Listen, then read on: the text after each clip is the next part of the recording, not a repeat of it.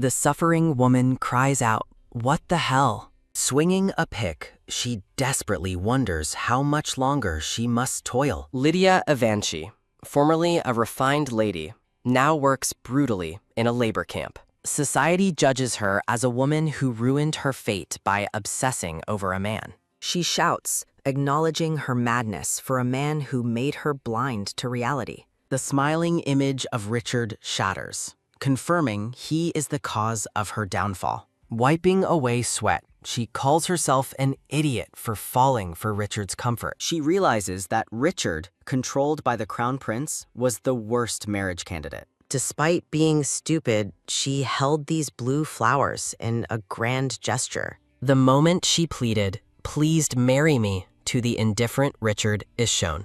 Her overly intense proposal caused the nearby nobleman to react with great alarm. Richard's pristine shoes stand on the red carpet during the high-stakes moment. Later, after the crown prince became tyrant, Richard raised a successful rebellion. The newly crowned Richard celebrates his victory, admired by Giselle and the common people. Lydia Evanchi watched Richard and Giselle embrace, feeling utterly betrayed and shocked. The narrator reveals that both Richard and Giselle were instrumental in his rise to power. A single tear rolls down her cheek as the heartbreaking memory fades. Blinded by love, she attempted to poison Giselle, thinking it would pain Richard most. Lying on the rocky ground, she moans, admitting that the labor is exhausting. She thinks she should have just killed Richard back when she had the chance. A large foot descends toward a spray of red liquid as she wonders if she should rest.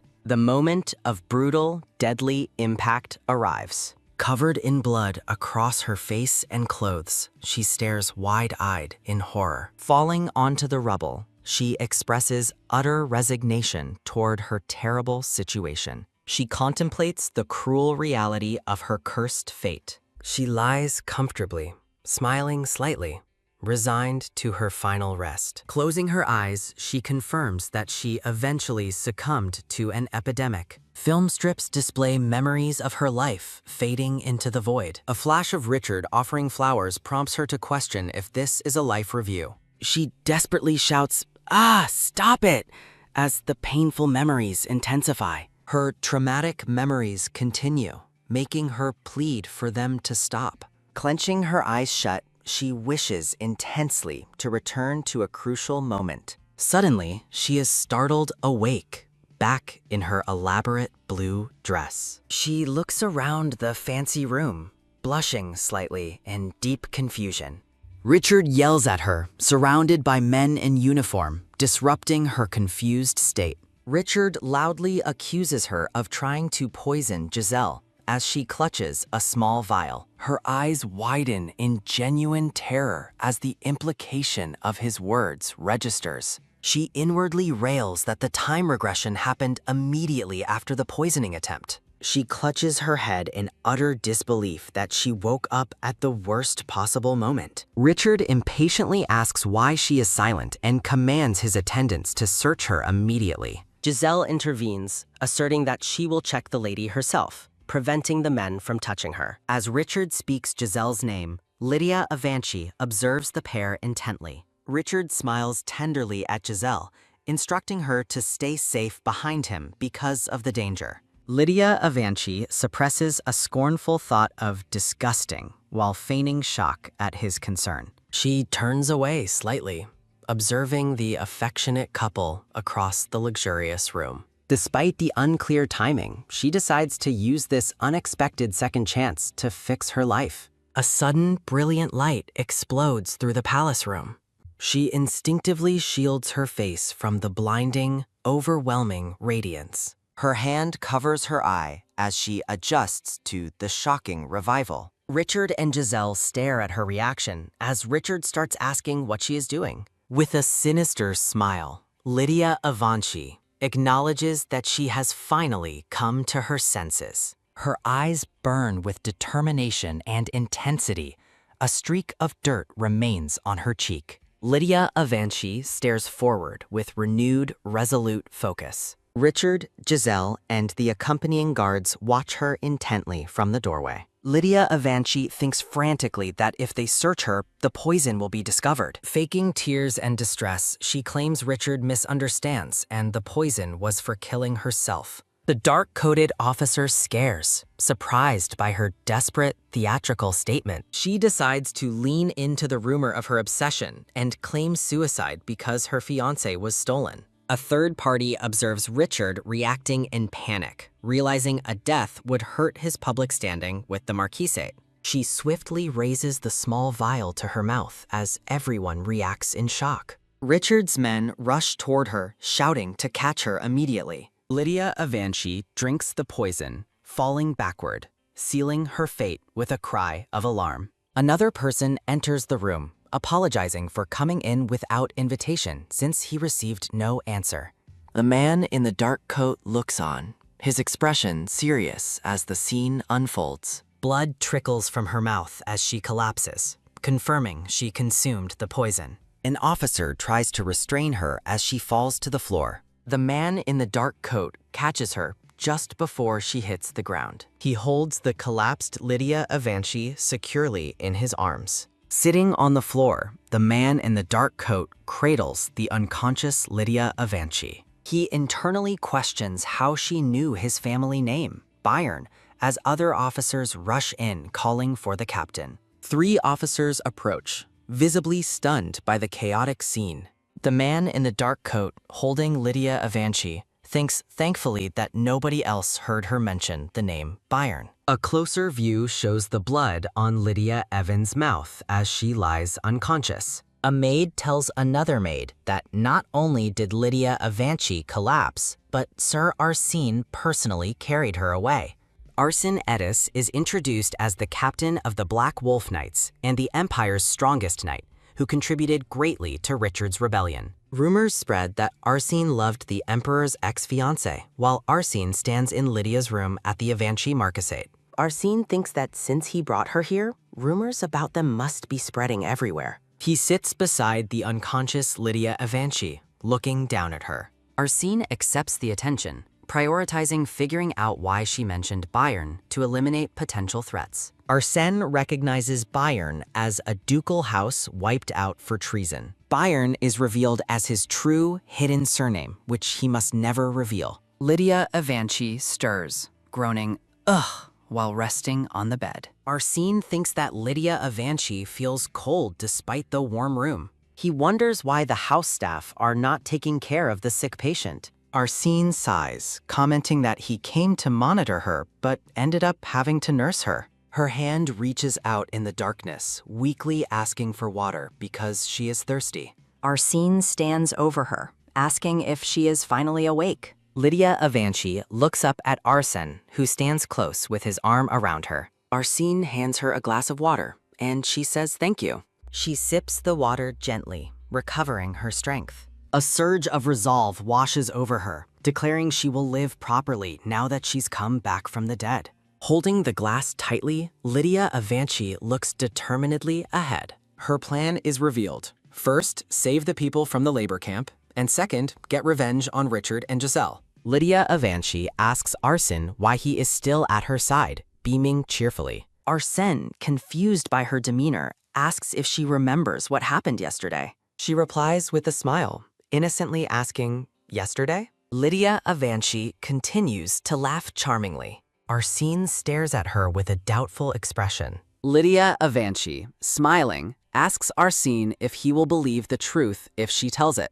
Arsene tells her to speak first, promising to decide whether to believe her after hearing it. Lydia Avanci smiles contentedly, accepting the situation with a simple, "all right." She confirms her incredible story, stating she died and then returned to the past. Lydia Avanci, sitting among blue and white flowers in a ruffled white gown, reveals her reincarnation story with an open expression. Arsene reacts to her statement with a bewildered, chibi-sized expression in his dark suit. The man in the dark suit widens his red eyes in surprise, questioning her, then rephrases her statement. She died and came back to life. He reacts again in shock, covering his forehead, while Lydia Avanci looks up with alarm.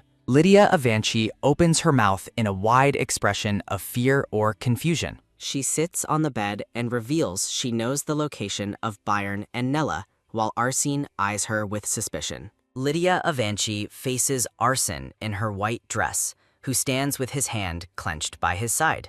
She explains that in her past life, she was in an Eastern labor camp with them. Arsene listens intently as she explains Byron and Nella were captured for helping him and his mother escape. Lydia Avanci looks intensely serious, asking if Arsene is ready to listen to her story, not caring if he thinks she is crazy, only needing to persuade him to borrow his strength. A beautiful illustration shows the man identified as Byron and the woman named Nella, along with another woman, surrounded by yellow flowers. The labor camp is shown where the workers, including a grubby Lydia Avanci lying down with a pickaxe nearby, were laughably imprisoned. A chibi Lydia Avanci frantically rages that she shouldn't rot here while the cheating Richard became emperor and is happy outside. A woman in a dark robe tells the labor camp workers, including Lydia Avanci, to stop crying and eat, emphasizing that this life is better than the next. The redhead agrees, saying ruminating over the past is meaningless. Lydia Avanci takes a grateful bite of bread, tears forming in her eyes. Lydia Avanci stands shocked, holding a pickaxe, surrounded by 3 smiling, dirty fellow labor camp workers. Lydia Avanci sits hunched on the luxurious bed, revealing to Arsene that everyone in the camp died from an epidemic that winter. Arsene, standing before the seated Lydia Avanci, looks down at her thoughtfully. Arsene comments that he fully understands the shock of the annulment must be great for the young lady, but she thinks he doesn't believe her at all. Lydia Avanci, standing in her white dress, frantically tells Arsene to wait and listen more, but he says it was rude of him to detain an unwell person. Lydia Avanci shouts in frustration, reaching out a hand as the chibi-sized Arsene in the dark suit walks away. Arsene stands composed in his dark buttoned suit with the large blue jewel brooch. He walks away, carrying his dark coat over his arm in the bright room. Arsene pinches his chin in deep thought, reflecting that she knew quite a bit of detail about Nella and Byron. Arsene observes maids neglecting the chibi Lydia Avanci, concluding that while she should be watched, she seems neglected at the Marquise's house. Devin, wearing a plaid waistcoat and a jeweled brooch, affirms something with a determined yes to the elderly butler. Devin asks the butler for his opinion, stating he thought Arsene might have been in Lydia's room all day, but realizes he was wrong. The mustachioed butler smiles kindly, clasping his white-gloved hands. Devin envisions a scene where Arsene holds Lydia Avanci in his arms, thinking he could tell by the look in his eyes that it was the expression of a man worried about the woman he adores. The butler listens to Devin in a pink-dotted room, standing politely with his hands clasped. A chibi Devin asks the butler if nothing like that happened between Lydia and Sir Arsene before, but the butler insists his eyes do not deceive him.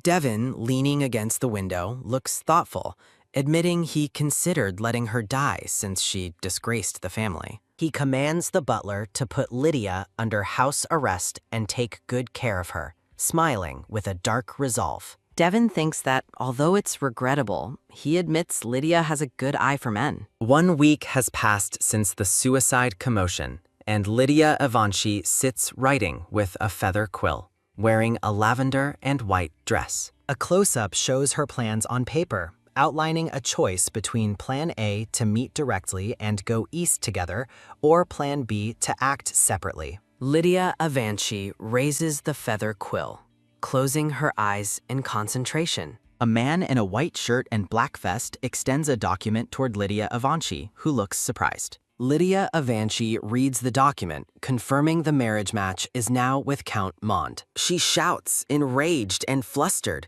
questioning if Devin wants her to marry a grandfather with children. The man in the black vest turns his back to her, and Lydia Avanci protests his statement loudly. The man in the white shirt smiles slyly, holding up his hand. Lydia Avanci stares with wide, shocked eyes, asking, "What?" The smiling man in the dark vest looks down with a cold expression, confirming his intent. Lydia Avanci, in her voluminous dress, runs out of the room, throwing open the ornate doors. The man in the black vest watches her depart, thinking her previous kindness was a scheme to get to Arsene through him, and scolds Richard for pushing an old man on her because he fears she will marry Arsene. A close-up shows a hand clutching a cloth, confirming she anticipated this might happen, but experiencing it is infuriating. Lydia Avanci, wearing her lavender dress, throws a small object in frustration, shouting, "Damn it!" Lydia Avanci gives a confident, wide smile, wearing a pearl necklace and an ornate brooch. Chibi versions of Devon and a man discuss how she cannot get married, but they might fall for each other if they stay together, while Lydia Avanci smiles darkly, agreeing. Holy cards bearing a cross rest on a surface near a liturgical object, emphasizing the religious context. Lydia Avanci smiles demurely, wearing a pearl necklace and large, intricate jewel on her chest. A woman in white robes kneels in prayer, bathed in brilliant light from a large window. Lydia Avanci thinks she planned to live chastely even without taking a vow, declaring no more men. She angrily rejects the idea of dating, sick of men, visualizing a man cheating with a redhead while she clutches her white dress in frustration. Lydia Avanci, wearing a long white dress, approaches a large window.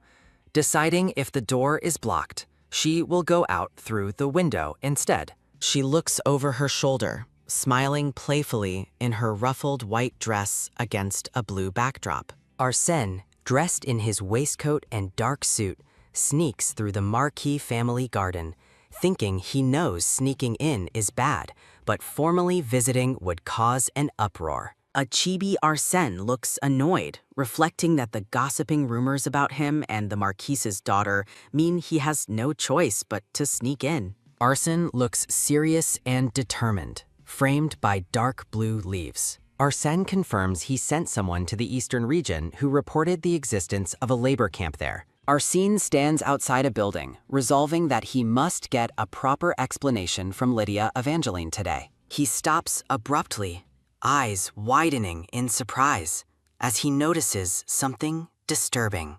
Lydia Avanci hangs from an upper window using a cloth rope with a shocked expression. She cries out in pain, clinging to the rope and struggling. A thought bubble reveals her frustration. She thought she could climb down one floor, but forgot this body isn't the one that worked at the labor camp. Lydia Avanci looks up with wide, startled eyes as someone exclaims, "Lady Lydia!" Arsene, standing below, asks what kind of trouble she has gotten into this time. Lydia Avanci complains to Arsene that it's a long explanation as she struggles to hold the white cloth.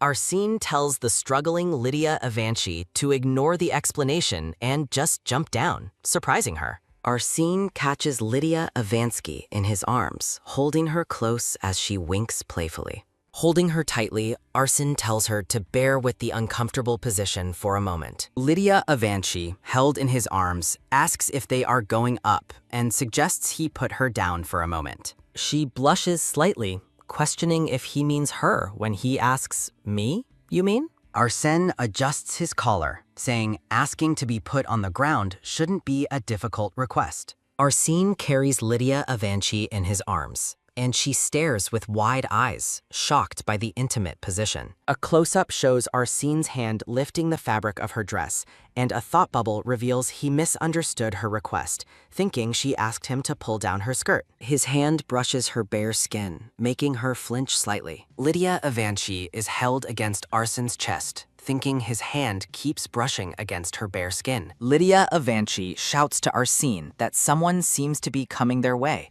as three maids holding lanterns rush into view. Arsene carries Lydia Avanci through the dark blue-toned forest, seemingly running away.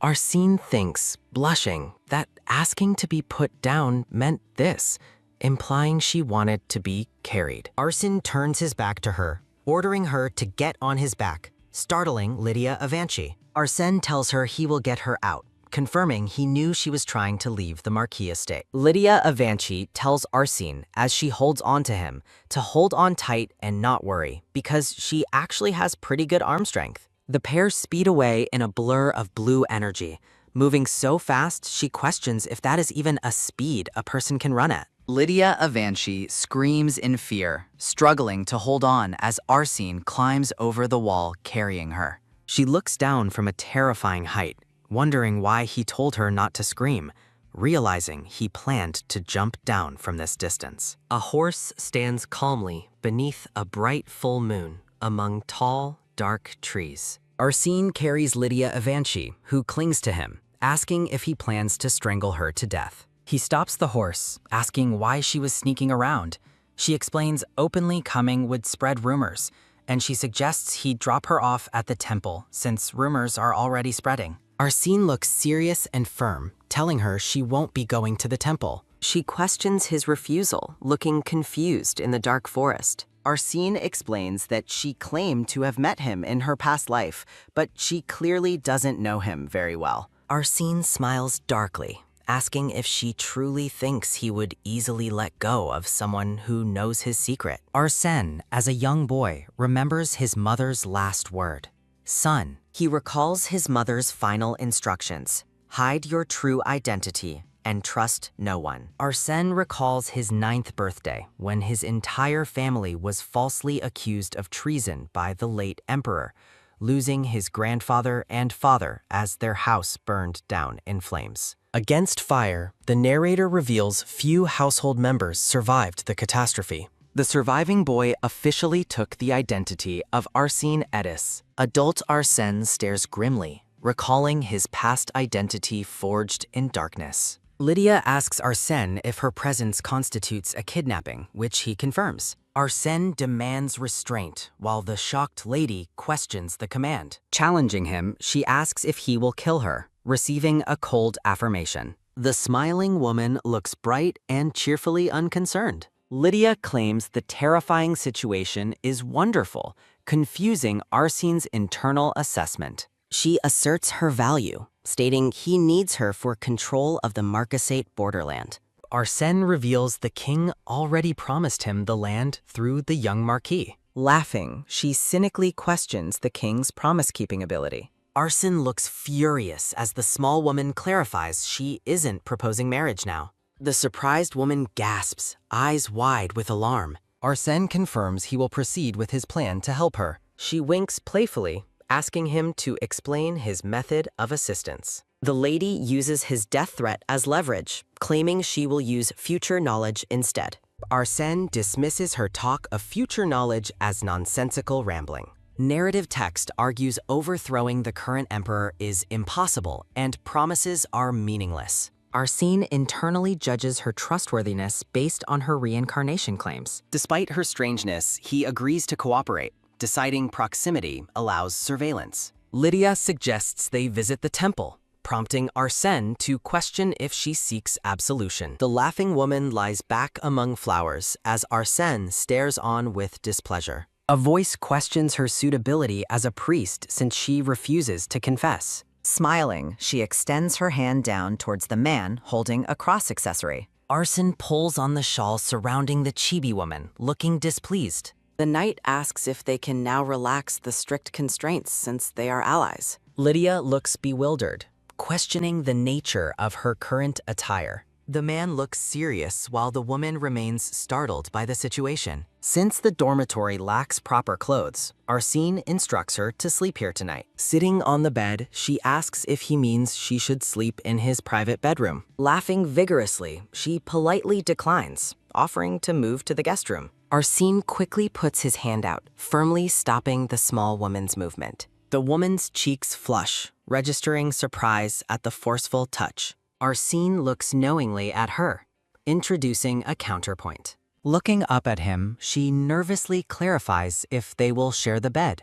He looks utterly exasperated, questioning her timing for that query. She confidently laughs, assuring him she knows he wouldn't touch her. Arsene looks disappointed, realizing she does not view him as a man. Leaning in close, he questions why she is so certain of his pure intentions. The man maintains a serious, challenging expression. Startled, she grips the white cloth tightly over her chest. Embarrassed, she remembers Richard's cruel words about her being unappealing. Looking frightened, she hastily apologizes to her lord. Arsene is enraged, questioning the Emperor's vile behavior toward his fiancée. He turns quickly, looking distressed and muttering under his breath. Embarrassed by the loud growl, she bemoans her noisy stomach. Arsene asks if she is hungry, prompting her strong denial. Despite her denial, the smiling woman happily eats from a spoon. A satisfied look washes over the woman as she enjoys her small pastry.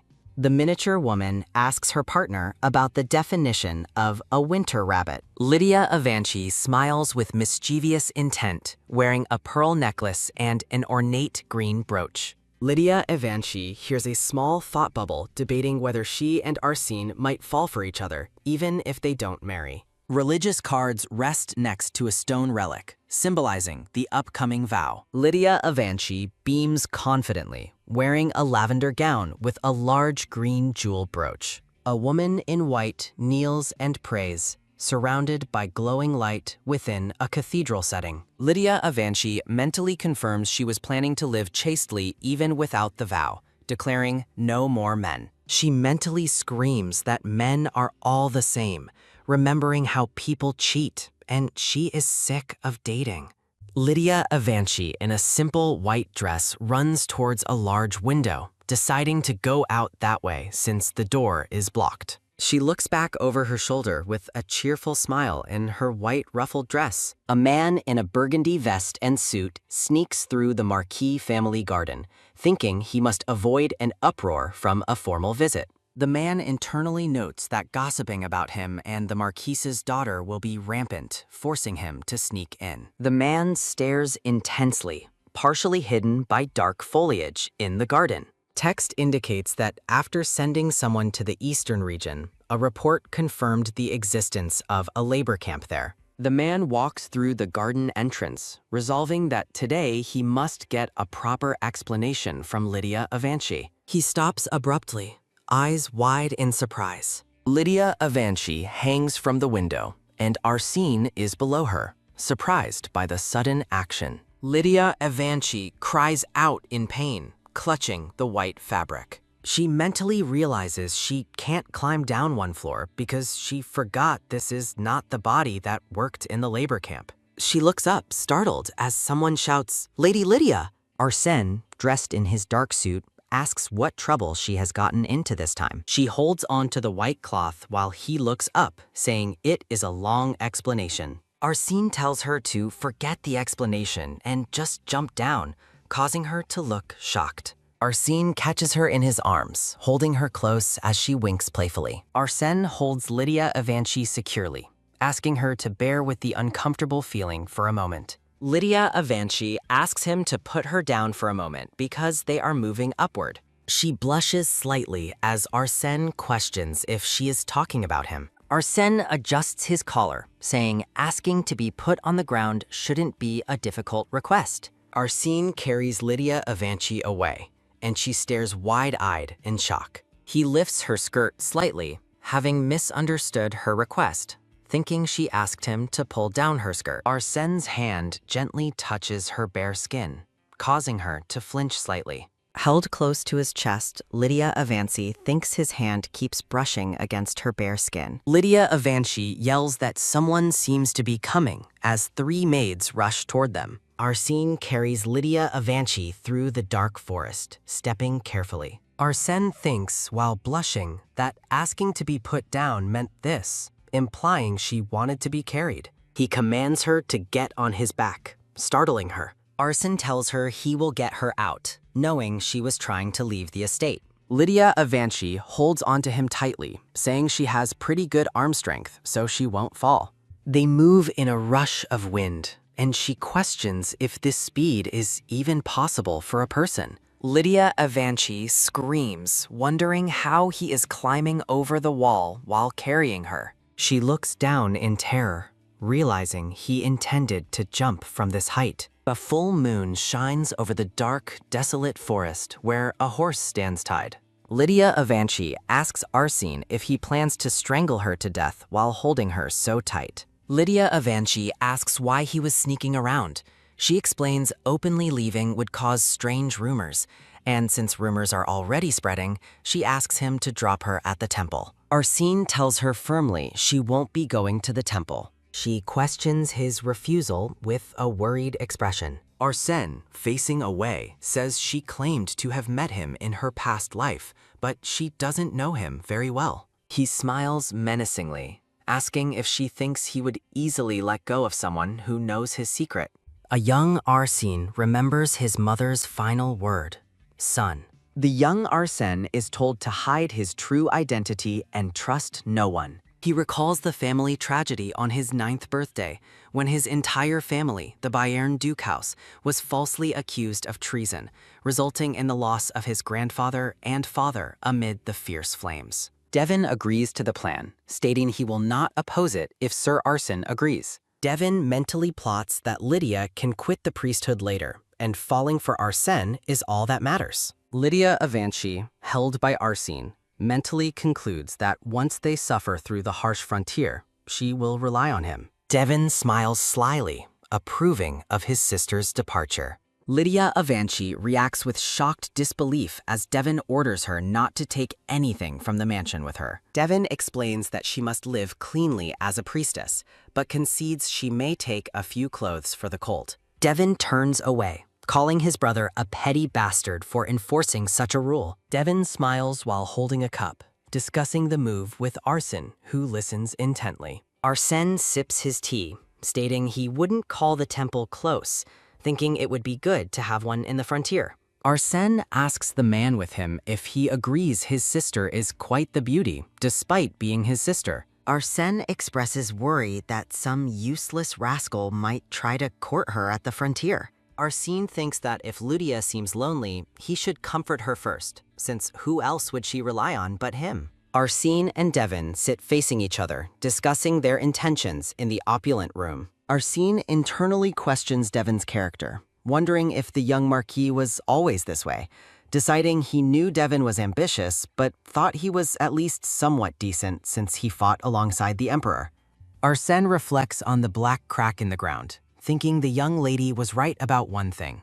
Devon will never hand over the land easily, because he wants to keep Arsène tied to him no matter what. Devon smiles triumphantly, rubbing his chin with closed eyes. Arsène stands, stating he should prepare for departure now. Richard, seated on his throne, asks Arsène when he plans to leave, and Arsène replies, in 2 days. Richard laughs, noting Lydia is leaving without attending the national wedding, understanding why she wouldn't want to see that mess. Arsène looks serious, lowering his gaze, after confirming he understands. Lydia Avanci calls out to Sir Arsène in the doorway of the opulent room. Lydia Avanci asks Arsène if he is leaving now, and he confirms, yes. They stand looking at each other in the highly decorated room. Arsène looks concerned as Lydia Avanci offers to pack a few sets of clothes and go with him now. Arsène watches Lydia Avanci closely as she reaches toward him, making him flinch slightly. Lydia Avanci leans in close to Arsène,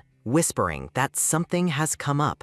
Lydia Avanci mentally resolves to play dirty against Devon, confirming she won't leave with just clothes. Lydia Avanci, smiling deviously, thinks that her father personally taught her to use the fire element for emergencies. Lydia Avanci searches through bookshelves, looking for the vault hidden under his name. She kneels down, looking at a drawer in a large, dark cabinet, wondering what is inside. Lydia Avanci lifts the cloth covering a secret vault, revealing the letter D on a black box bearing the name Kalui Avanci. Lydia Avanci looks horrified, questioning why there is a coffin for her father, who is perfectly alive. She looks at the coffin in the icy blue light, calling Devon a lunatic for ordering a coffin while their father is still fighting for his life. Lydia Avanci stands resolute in the dark library, looking determined. A man in a gold vest and suit laughs with a man in a dark plaid suit,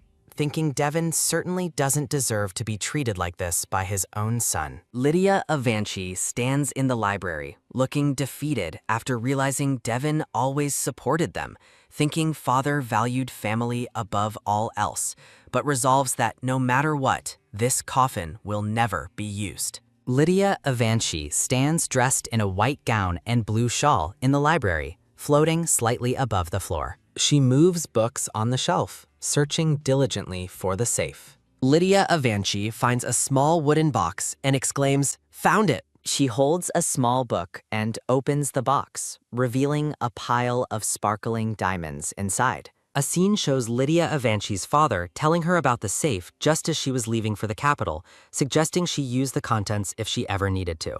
Lydia Avanci looks tearful, thinking her father knew she was broke after selling everything to support Richard. She looks up, holding the box, declaring she will put the diamonds to good use. She looks down at a thin object in her hand, thinking she needs to wait just a little longer. Lydia Avanci looks intensely resolved, standing among blue and white flowers, promising she will definitely save him. Arsene stands stiffly before Richard in the grand hall, asking for forgiveness after Richard expresses hurt that Arsene is heading to the countryside without attending his wedding. Richard asks Arsene if he is taking Lydia with him. Arsene confirms he is taking her, thinking it would be beneficial to have a temple on the frontier. Lydia Avanci spins cheerfully, thinking one can quit the priesthood at any time. Richard, seated on his throne, warns Arsene that he should be wary of Lydia. Richard smiles sweetly on his throne, extending his hand. Devon, smiling smugly amidst floating gold coins, thinks the Avanci Marquisate is too powerful and Arsene joining them will be trouble. Richard sits seriously, resolving to prevent Arsene and Lydia from getting together. Arsene tells Richard he seems to be misunderstanding the situation. Richard, looking intently at Arsene, questions if he truly has no feelings for Lydia. Arsene closes his eyes, dismissing Richard's question with a weary look. Richard smiles broadly, saying Arsene has no interest in damaged goods, while Arsene judges his former fiancé's harsh words. Richard asks Arsene for an opinion on killing the remnants of the former emperor's forces, specifically Viscount Herbon. Arsene questions why everyone treats Lydia so poorly, from her brother to the emperor. 2 days later, Lydia greets a man in white and gold with a cheerful smile. The man in white and gold asks if she is ready for departure, noting she looks tired. Arsene asks the man in green if he mistreated Lydia again. Devon smiles, telling Lydia to wait and sign Giselle's adoption consent form before leaving. Lydia signs the paperwork while Devon stands nearby, ensuring compliance. Lydia glares, questioning Devon about the large amount of luggage she brought. Devon quickly grabs the bag away from Lydia. Lydia protests Devon's rude inspection while her clothes lie on the floor. Devon realizes she genuinely only packed clothes, looking embarrassed. Devon, realizing his mistake, allows her to go, turning away awkwardly. Arsene and Lydia depart with her bag, now carrying clothes and diamonds. Lydia glares at Arsene, gripping her bag tightly, making him question her discomfort. Arsene suggests she put the bag down, thinking it must be uncomfortable to carry. She smiles, having anticipated the inspection of her luggage. Laughing, she asks how expensive underwear can be. Arsene, crossing his arms, chastises her for the lewd joke and demands she act like a priestess. Lydia pouts, telling him he is too uptight. Arsene asks why she keeps calling him my lady when she is now a priestess, not a noblewoman. Lydia asks Arsene about the plan to stay at an inn outside the capital. Arsene, looking composed, says they should arrive by evening. Arsene confirms it will be a grueling journey, as they need to rescue people before the Marquisate. Lydia smiles with satisfaction, ready for the journey. She declares she will save the people in the labor camp, visualizing rescued workers. A carriage travels through a forest as a voice promises, "I'm coming for you." After reaching the inn, Arsene introduces the man next to him as Milan. Lydia happily confirms they will disguise themselves using Milan's merchant group identity. Arson introduces a man in a white cloak as Cedric, his adjutant. The woman smiles, recognizing Cedric from her past life, greeting him kindly. The woman giggles, noting she doesn't only remember people by last names. Lydia smiles as she is watched by the two men in cloaks. She recalls the man in the blue coat being rude to her last time. Cedric, smiling, asks her to ignore the other man, who is just naturally rude. A dialogue bubble urges Lydia to endure the rudeness, advising against causing unnecessary trouble. Lydia closes her eyes and accepts she must endure, but feels the need for endurance is endless. Angry inner dialogue shows Lydia complaining about Randall picking fights and looking dirty at Arsene. Randall tells Cedric he has had many complaints since yesterday. Randall glares at Lydia, saying he wouldn't complain if she weren't there, surprising her. Cedric laughs awkwardly, addressing Randall as rascal, claiming Randall must be tired. Arson tells the agitated Randall to come closer, confirming Randall had an issue with Cedric. Lydia winks, asking if the rudely dressed Randall is somehow Arsene's parent. Lydia gasps in realization, staring at Randall being physically restrained by the other man. Cedric, wearing a white cape, touches Lydia Avanchi's shoulder with concern in the dark woods. Arsene is confused as a thought bubble praises his handsome face and questions why he has no scandals, finding it strange. The thought bubble continues, wondering if it makes sense for such a handsome man to have no scandal, considering all the women who must have pursued him. Arsene stands stiffly in his full uniform with a purple cape, surrounded by whispering noblewomen viewing him from afar. Lydia Avanchi pokes her cheek, observing Arsene as they both wear white cloaks and stand in the light. They stand close together in the forest, conversing while wearing white capes. Arsene violently rejects the implication that he might be attracted to men, frowning fiercely as he thinks absolutely not while imagining an intimate scene. Cedric, in a light blue garment, reflects that most of their knights came from mercenary backgrounds and earned their knighthood by suppressing the counter-coup. The knight concludes that even though he received his knighthood, he did not receive a family name. Cedric smiles, wondering if the knight has some inferiority complex about being a knight in name only. Cedric recalls how Lydia insulted the knight, asking how a slave could be a knight. Lydia Avanchi, dressed in a white and pink gown, remembers her arrogant past, filled with the conceit of marrying Richard and soon becoming royalty. Her past self speaks harshly, demanding they bring a proper knight instead. Lydia Avanchi looks down, a single tear falling from her eye, filled with shame. Lydia Avanchi, sitting alone at a small table, realizes she was annoyed without remembering that she was the one who hurt him first. She looks around the empty inn, wondering if fate brought her back so she could live properly this time. Lydia Avanchi sincerely thanks Sir Cedric, saying she might have made a bigger mistake otherwise, and he laughs it off, saying it's nothing. Lydia Avanchi stands on the wooden stairs, deciding it's late, but she needs to apologize now. Arsene enters abruptly, looking serious in his blue uniform. Lydia Avanchi looks up at Arson, asking, "Sir?" Arsene stops her question about Sir Randall, ordering her to do it later, as the clouded moon provides the perfect cover for sneaking in. At the labor camp, a pregnant Maria kneels on the rocky ground, asking a woman to pray to the goddess for just one loaf of bread. The woman in the white blouse tells Maria to take some of her bread if she is hungry. Nella offers Maria a loaf of bread, but Maria refuses, saying it's fine. Maria lies in bed, feeling guilt that her baby will grow up without even a decent meal, despite telling Nella the bread talk was a joke. A hand reaches out and nudges Maria, calling her name. Maria groans softly, covering her face. Lydia Avanchi, wearing her white hood, calls Maria's name and tells her to wake up, mentioning the smell of bread.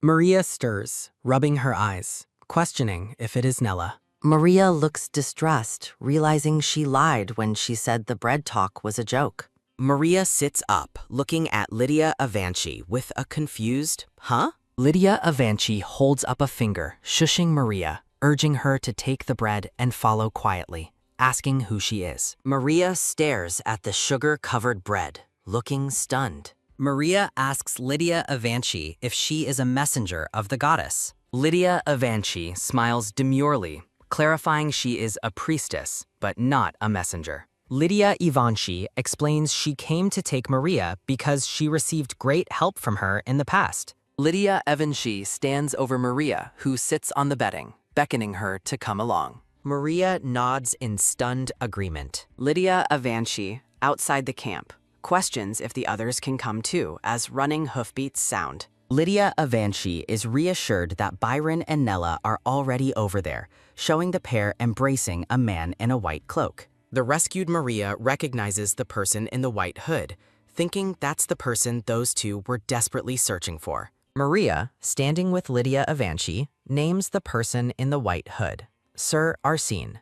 Arsene, wearing a white hood, looks at Lydia Evanchi, suggesting they depart quickly since Maria has been brought. Lydia Evanchi looks relieved, explaining the guards are on night patrol on the opposite side, so they won't come this way for a while. Lydia Evanchi points into the dark, wooded area, directing them straight into the forest from here. The group of rescued people is seen in a frantic moment, and someone shouts, "Who's there?" The group looks shocked as a man runs away from them into the dark forest, with a voice again asking, "Who's there?" Lydia Evanchi looks shocked, recognizing the man running away as Grandpa Robert. Robert, a laborer, stands shocked, questioning if she knows him, as the rescued group looks on happily. Robert shouts defensively, asking why she is wandering around instead of sleeping, startling the other woman, who shouts back, asking why he is mad when he made noise first. Robert eyes the group suspiciously, noting they seem to be escaping. He dismisses their escape, telling them only to go safely and not get caught. Maria encourages the young people to start a new life since she doesn't have much time left. Lydia approaches Robert and tells him to stop dawdling and come with them. Lydia, looking surprised, asks Robert if he would like to come with them. Arsene stops Lydia, warning her that rescuing Robert was not part of their plan. Lydia explains Robert is a mining expert, useful for the Borderlands mines. Arsene's hand glows, and Lydia looks determined, saying this is their only chance. Lydia stands before Robert in the blue-tinged landscape. Everyone is smiling, telling Robert to come quickly. Robert grabs his lantern, deciding to come with the group. Robert asks them to leave him behind if he becomes a burden, which Lydia rejects. The group successfully escapes the labor camp, riding horseback through the green forest. Lydia complains her bottom hurts from riding the horse for so long. She dismisses her complaint, noting she didn't ask Arsene to apply ointment. The chibi version of Arsene thinks her lack of priest-like behavior makes calling her my lady easier. Arsene calls her name sternly, looking exasperated. A chibi graphic shows the pair riding a small horse together uncomfortably. Lydia cheerfully asks Arsene if the mine she mentioned is the silver mine in the Borderlands. Arsene says the mine is unprofitable, and even the late Marquis abandoned it, implying Lydia doesn't know anything. Lydia reveals that places with silver veins often hide magic stones nearby. Arsene is intrigued, listening intently to the woman's unexpected knowledge. The group rides their horses through the beautiful forest toward their destination. Arsene thinks Lydia's knowledge and immediate naming of the old man suggests she might truly have died and come back to life. Lydia playfully demands a big share if the magic stone mine is found. Arsene sternly asks Lydia if she actually hates the Empire itself. Lydia sits demurely outside, wearing a hood and resting near her horse. Lydia smiles widely, happy and secure. Arsene pulls back the woman's hood tenderly. Maria asks Nella what is wrong, who is crying because the reality is finally sinking in. Byron tells Arsene he is glad he is alive and asks if he is injured. A woman wipes tears, apologizing for being late to find him. Byron asks who the unfamiliar priest is who helped them escape. Arsene explains that Lydia is a priest, but not the kind Byron is thinking of. Arsene rides past Lydia, asking what she means by her comments. Nella looks stunned, unable to explain why she is crying. Lydia thinks she must keep the terrible past memories to herself. Lydia sits facing the rescued group at a table full of food. Lydia smiles brightly, looking resolved. Lydia suggests Robert check if the Borderlands mine contains magic stone deposits. Robert laughs, surprised she helped him escape, only to put him to work at another mine. Lydia stands, dressed in different clothes, looking around the inn courtyard. Randall confronts Lydia, saying receiving protection from a nobleman is an honor for a lowborn. Lydia looks surprised, denying Randall's accusation. Standing outside, Lydia apologizes to Randall.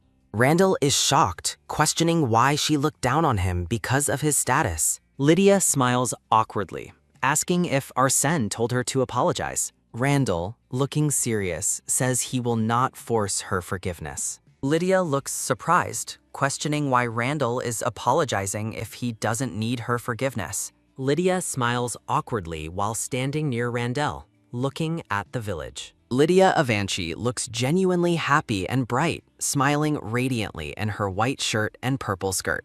The man in the white cloak and blue-gemmed choker stares intently, seeming contemplative while standing outdoors. Still looking shocked, the man in the white cloak says she can punch him if he ever speaks such crazy things again. Lydia Avanci laughs openly, throwing her head back, while the man in the white cloak internally notes he cannot hit a priestess. The man in the white cloak runs a hand through his hair, looking distressed as he stands in the hallway. Lydia Avanci, now standing composed in the distance, listens as the man in the white cloak mutters that her demeanor was just a bit unpleasant. A man in a tailored gray suit and plaid waistcoat leans back against a wall, crossing his arms with a serious expression. A chibi cut-in shows the man in the gray suit tightly restraining the miniature flailing Lydia Avanci, while the man in the white cloak observes them with a hand covering his mouth. A thought bubble from the man in the gray suit reveals he finds everything strange since he got involved with the young lady. Arsène Edis, wearing a dark formal suit, cradles an unconscious Lydia Avanci in his lap, thinking she knows his true identity. Arsène smiles subtly, realizing Lydia Avanci has changed so much, as if she really died and came back to life.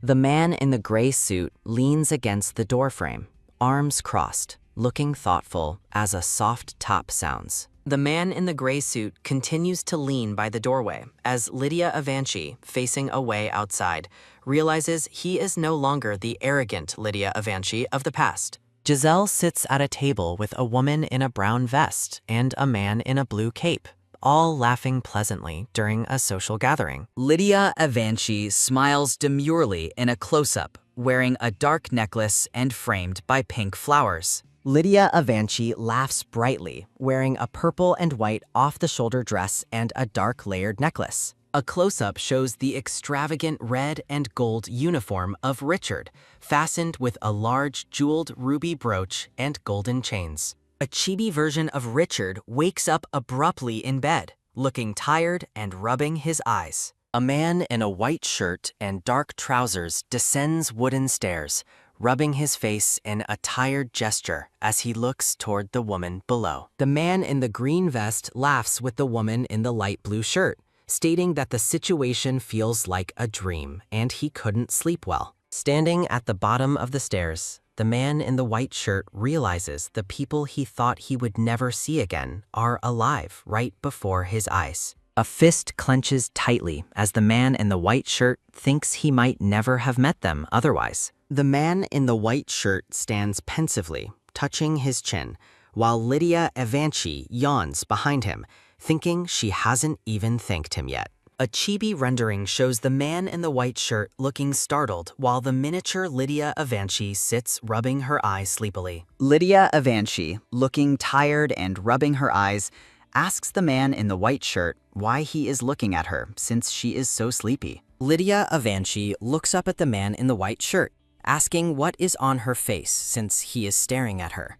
The man in the white shirt looks down at Lydia Avanci and tells her he wanted to say thank you. The man smiles softly at the confused Lydia Avanci, reiterating his great thanks to her. Lydia Avanci, flustered, tries to clarify her motivation, stammering that his thanks is unnecessary since it was for her own sake too. She covers her face in embarrassment, hunching over with an overwhelmed expression. The man in the white shirt stares, looking serious as he warns that they haven't completely escaped until they leave the east. The man in the white shirt looks shocked and points downward, questioning if she plans to leave in that light blue outfit. Lydia Avanci, realizing her clothing situation, quickly responds that she is going to change, while the man in the white shirt smiles contentedly. Arson stands behind the chibi Lydia Avanci, who pouts and asks him where he is going. Lydia Avanci looks surprised and slightly flushed as a hand reaches toward her. A carriage travels through a sun-dappled forest, carrying passengers inside the covered wagon. A man in a pink robe complains the space is cramped,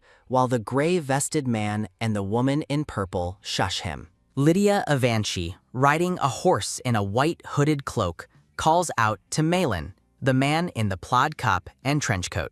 Milan confirms they will bribe the soldiers at the checkpoint to ensure a quick passage. Lydia Avanci, dressed in her hooded white cloak, asks the group to use a specific object because she wants to find something out. Lydia Avanci gives a confident, slight smile, still wearing the white hooded cloak and a pink jeweled brooch. A close-up shows a large golden button bearing the Avanci family crest falling onto an icy surface, implying it will be used as a bribe to circulate within the Count's territory. Lydia Avanci, looking back at a dark barred door, wonders if her downfall in the past life was caused by Richard or someone else. Devin smiles wickedly in his red and gold jacket, holding up a small pink chibi figure, suggesting he might have pulled some trick if it wasn't Richard. Lydia Avanci, wearing her white hood, considers that the gold button might not reach the Count's hands or might cause no reaction at all. Her hand is shown reaching forward against a bright purple background, resolving that she will find out in time. Devin, looking enraged in his red jacket and silver brooch, shouts an insult at someone. Devin leans on a desk in a dark room, his expression confirming his anger toward Richard. Narrative text reveals news of Lydia becoming a priestess has spread throughout the capital as Devin rubs his head wearily. Devin sits back, looking scornful, realizing the Emperor obviously spread the news himself, determined to keep Lydia Avanci away from Arsene. Devin admits he can't openly deny the rumor since it is partly true, and he won't antagonize the Emperor yet. Devin narrows his eye, clearly irritated by the situation. He instructs someone to send word to Giselle, telling her to visit the Marquisate soon. Devin smiles with a sly, calculating look, dressed in his red jacket with a jeweled brooch. Giselle is pregnant in a blue dress, sitting across from Devin, who is slumped over a couch looking unwell. Giselle reassures Devin not to worry too much about the rumors. Devin worries that the rumor could shackle Lydia's future, but accepts that if they fall in love, nothing can be done. Devin stands up, looking serious, folding his arms across his green vest. Devin asks Giselle if she still has no intention of marrying. Giselle smiles radiantly in her blue dress and pearl jewelry. Devin smirks, noting he heard she hasn't forgotten her first love, thinking she flatters him but doesn't belong here. Giselle gives a playful side smile, saying it looks like Devin wants something other than her family name. Devin smiles, curious about her plotting, and demands she tell him the truth.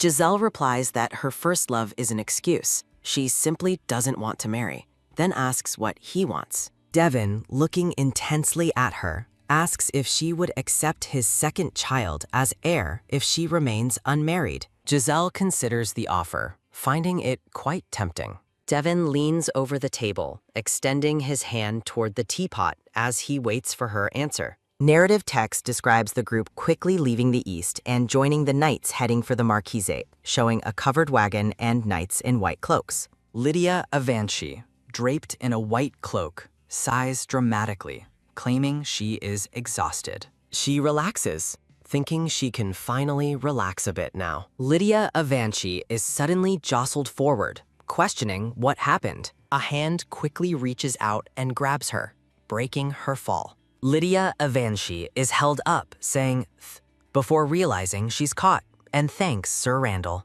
Two men in white cloaks walk away, bowing their heads slightly as they move. Lydia Avanci smiles broadly, thinking she let her guard down without realizing it. Lydia Avanci thinks that if Randall hadn't caught her, she could have been seriously hurt. She touches her forehead, regretting that maybe she should have ridden in the carriage after all. A hand reaches out toward some red-flowered plants. Arsene looks grimly determined, wearing his white cloak and jewel-encrusted brooch. Arsene stands over the kneeling Lydia Avanci and then walks away, thinking he doesn't know what he's thinking. Arsene thinks about her, wondering if her back hurts, recalling she mentioned her bottom hurting last time. The other man claps Arsene on the shoulder, calling him master. The man in the white shirt looks confused as Arsene puts his arm around him. The man smiles warmly, pretending he doesn't know what Arsene is talking about. The man adds that, besides, Lydia isn't a woman, she's a priestess. The man thinks lying is bad, and he must pray to the goddess to forgive the sins his master committed today. Lydia Avanci addresses Arsene, calling him sir, startling him. Lydia Avanci smiles widely by a waterfall. Arsene looks uncomfortable as Lydia Avanci smiles up at him in her white cloak. She laughs joyfully, wearing pigtails and a golden brooch. The text announces that the cure is right there, above a patch of flowers. White energy swirls around the marquis in bed, revealing the disease's symptom is seeing hallucinations of white ghosts. Hands gently part the grass, searching for the herbs. The narrative reveals the culprit is a medicinal herb widely used across the country, showing a smoking pipe nearby. A large dandelion plant shows that once the accumulated toxins are flushed from the body, he'll be cured in no time. Lydia Avanci smiles brightly, holding yellow dandelions. The cure will be achieved with yellow mountain dandelion roots. A golden liquid is poured from a jar into a small cup, splashing slightly. Lydia Avanci, seated next to her father's bedside, questions if Arsene really means they can cure the illness with that kind of tea. Lydia Avanci gently holds the cup to her father's lips, helping him drink the tea. A hand tightly grips a cup as Lydia Avanci reflects that she won't let her father go so futilely this time, remembering her past failure to be there for his death due to the labor camp. Lydia Avanci, dressed in a black and purple gown, looks heartbroken and teary-eyed in a close-up. She tearfully shouts, "Father!" as she tightly hugs the man in the yellow robe. The man smiles gently, holding Lydia Avanci close to his chest. The man affectionately calls her a silly girl and asks why she is crying so sorrowfully, suggesting she missed him greatly. Lydia Avanci cries, her face tight with distress, wearing a dramatic black lace choker. She sobs Richard's name to her father, still crying and covering her face with one hand. Her father stands over her, looking shocked as she reveals Richard broke off their engagement to marry Giselle. Lydia Avanci smiles with feigned confusion, tilting her head and asking, "What?" She internally declares with sinister determination that she will make Richard suffer properly. Lydia Avanci puts her finger to her lips, looking devious amidst yellow flowers. Her father is enraged, expressing disbelief at Richard's affair and questioning who risked annihilation to support his rebellion, calling him an insolent brat. The father looks furious, shouting while Lydia Avanci looks up at him with teary eyes. Lydia Avanci cries, wiping a tear, while a chibi version of her in the background laughs triumphantly, revealing her emotional display is a ploy. Her father, looking sad, reveals that the adoption papers registered Giselle as the family's adopted daughter, claiming he only agreed after being threatened with imprisonment. He yells, shocked that Richard didn't even attempt to get his approval for something so serious, and asks if only his daughter tended to him while he was bedridden. The father holds Lydia Avanci's hand, demanding Devon be brought immediately, but she tells him to wait a moment. Lydia Avanci looks up at her father, asking if he thinks there's something even more shocking left, claiming she held back because she feared his shock. Lydia Avanci sits on the bed, holding the hand of her father, who is getting out of the bed and turning his back on a butler who is observing them. Her father yells in pain and surprise as the butler rushes in, both shouting, "Master!" or "Father!" in alarm. Lydia Avanci, sitting composed, instructs the butler to ensure news of her father's recovery does not spread to the capital, and the butler agrees. Lydia Avanci places a finger to her lips, smiling with dark resolve. The father and the butler look shocked in the sick room, shouting as Lydia Avanci observes them. Giselle and a woman stand opposite a man in a green jacket and Lydia Avanci leaning on a cane in a white gown and a purple cape, all looking somber. A cheerful scene shows Giselle and a woman laughing together in a busy city square, holding a paper bag. Another woman approaches the smiling pair, asking where the two ladies are headed. The woman smiles, saying they went out to buy baby supplies because she heard the frontier lacked good shopping places. The woman in the white shirt laughs brightly, saying they formed a small club. The two women excitedly give thumbs up, smiling broadly together. A man in a blue vest explains that anyone can join their club as long as they make one vow: never to fall in love again. The two women laugh cheerfully as the man in the blue vest stares at them with disapproval. Lydia Avanci looks off to the side, internally asking if it wouldn't be better to simply improve her taste in men. Lydia Avanci stops the man in the blue vest, asking what he has to say since he keeps looking at her. Lydia Avanci and the man in a dark suit walk through a grand hall, stepping in unison beneath a large chandelier. The man in the dark suit tells Lydia Avanci he was shocked to see the Marquis already up and walking. Lydia Avanci smiles brightly in a close-up, wearing pearl earrings. Chibi versions of the man in the dark suit and Lydia Avanci appear, and she smiles, asking him, "So, how is it?" Lydia Avanci smiles widely, surrounded by yellow roses, wearing an off-the-shoulder gown with gold lace trim. The man in the dark suit stands looking serious, wearing a purple jacket with a large brooch. The man in the dark suit assures Lydia Avanci he wouldn't have saved her life if he didn't believe her. A chibi thought bubble reveals Lydia Avanci thinking the man didn't believe her at first, with a little grunt sound. Lydia Avanci smiles warmly up at the man in the dark suit. Lydia Avanci thanks the man, claiming she would have starved to death without his help and that everything is going according to plan, while the father yells that Devon not only prepared a coffin but commissioned a sculptor for a tombstone. The father, looking enraged against a fiery background, holds a paper and furiously demands that the adoption be canceled immediately. Lydia Avanci, peeking around a wooden door, questions if that is her father. Her father, holding a walking stick, rushes toward her in the opulent room,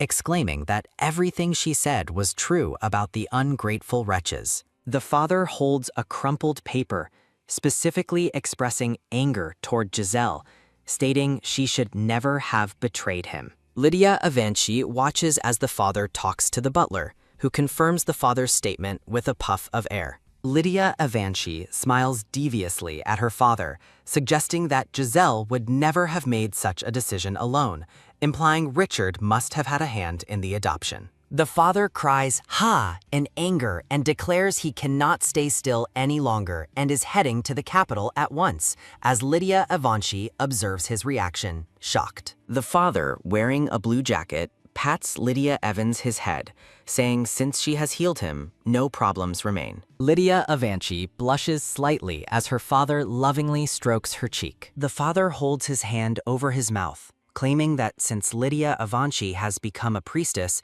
he wants to devote himself to it. A chibi Lydia Avanci smiles, thinking how, unlike Devon, her father can still learn from such a pure-hearted sibling. Lydia Avanci smiles broadly, holding her cheek, and the word conscience floats beside her. She nods her head in agreement, smiling knowingly. Lydia Avanci walks beside the man in the dark suit, commenting that the emperor will try to persuade her father. Narrative text explains that her father helped Richard believing his own blood daughter, meaning Lydia Avanci, would become empress, but Richard ignored that unspoken agreement, showcasing an image of Richard embracing Giselle. Lydia Avanci laughs openly and happily while walking through the grand doorway, She asks the man in the purple jacket if he is also planning to return to the capital. The man in the purple jacket stands beside her, asking her to stay there instead of leaving. Lydia Avanci looks at the man with blinking curiosity. She looks shocked, asking the man if he wants her to stay here. The man looks surprised as Lydia Avanci asks if he's telling her to stay so he can keep an eye on her. Lydia Avanci stares at him, surprised, and questions whether he means she should stay in the Marquis's territory instead of following him to the frontier. A chibi scene shows Lydia Avanci telling the man not to worry, promising not to get in his way, and stating she has no intention of stepping foot into the Edis mansion. Chibi Lydia Avanci points up excitedly, declaring that a priestess naturally belongs in a temple, while a floating chibi figure cheers. The man in the purple jacket looks displeased by her statement. He suggests she didn't hear that the building is practically in ruins, but Lydia Avanci replies that she plans to repair it to use with Priest Byron, since only the frame was left standing. Lydia Avanci puts her hand on her hip and promises the man she won't cause any trouble, telling him to just wait and see. The man in the purple jacket sighs, looking down grimly. Lydia Avanci, wearing a red floral dress, walks past men in white cloaks and instructs them to load those things onto the carriage over there. The man in the dark suit touches Lydia Avanci's hand, calling her name. Lydia Avanci sits inside the carriage with the woman in the white shirt, the carriage jolting slightly. Narrative text describes the frontierland as barren, with long nights and frequent appearances of demonic beasts, with glowing eyes visible in the dark forest. An illustration confirms that for generations, the Edis family, retainers of the Avanci Marquisate, protected the frontier in exchange for exemption from taxes and military service. Lydia Avanci rests her chin on her hand, thinking, so that's why Sir Arsene is guarding the frontier now. Chibi Lydia Avanci laughs, wondering if a demonic beast would really show up before even reaching the frontier, followed by an image of her being thrown violently against the carriage wall.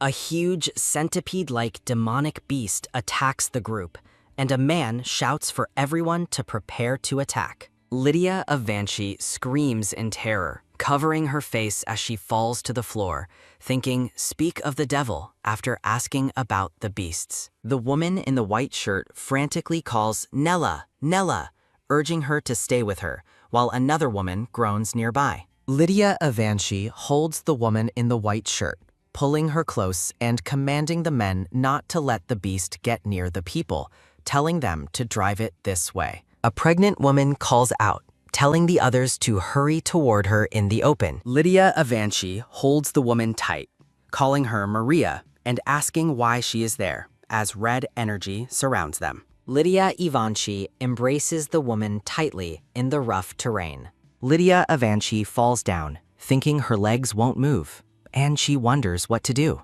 She closes her eyes, terrified, asking if she is going to die here. The man in the dark suit rushes toward Lydia Avanci, asking if she is all right. The man in the blue suit stands, covered in blood splatters across his face and jacket, looking distressed. Lydia Avanci cries out, her face covered in blood, but looks relieved. The man in the dark suit, holding a sword, assures Lydia Avanci he will finish the fight quickly and asks her to stay back until it is done. Lydia Avanci looks up with determination, blood streaks visible on her cheek. A close-up on the man in the dark suit fighting shows he truly understands why Devon and Richard wanted to keep Arsene by their side so desperately. Lydia Avanci, covered in blood, walks toward the pregnant woman in the white dress, while the man and the other group stand nearby. Lydia Avanci smiles and laughs, reassuring the red-headed woman, Maria,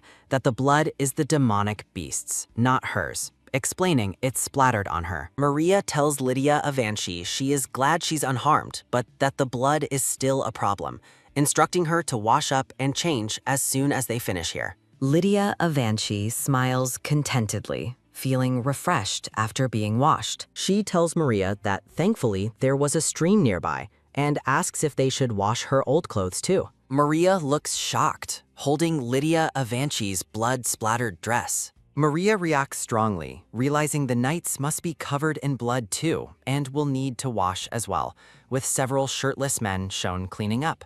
The woman in the white shirt enthusiastically tells a man to go ahead and wash up, while Lydia Evanchi looks on. Lydia Evanchi, embarrassed, whispers to Maria that they should do it later. Maria beams, clearly enjoying the situation while leaning close to Lydia Evanchi. Lydia Evanchi stares ahead with a wide-eyed, slightly shocked expression. A shirtless man in dark pants stands wiping his brow, showcasing his impressive physique. Lydia Evanchi stares at the man, thinking unexpectedly that his muscles are impressive. Maria nudges Lydia Evanchi, asking if she thought it was nice too, prompting an excited gasp from chibi Lydia Evanchi. Lydia Evanchi panics in a large thought bubble, screaming, "Ah!" and questioning what she is thinking. A large red bubble commands Lydia to get a grip. Lydia Evanchi stares at Maria, biting her lip. Maria claims they aren't peeping since the men are right in front of them, while Lydia Evanchi remains contemplative. Maria laughs and asks Lydia Evanchi who she thinks has the best body among the men. The narrator reveals that every knight nearby could hear the comments and were listening intently. Two shirtless men smile, realizing they can't miss a chance to show off. A bubble implores the priestess to look closely and behold their magnificent muscles. Several shirtless men flex their arms and chests excitedly while standing in the stream. A close-up shows a man with red eyes thinking they are all focusing on the wrong things. The man, standing shirtless in the stream, judges the situation as difficult. Lydia Evanchi looks up with a thoughtful expression, while Maria and the man in the background are excited by the muscular displays, anticipating her opinion. Lydia Evanchi gestures, pondering the best choice. Maria laughs, asking Lydia Evanchi if she is talking about her.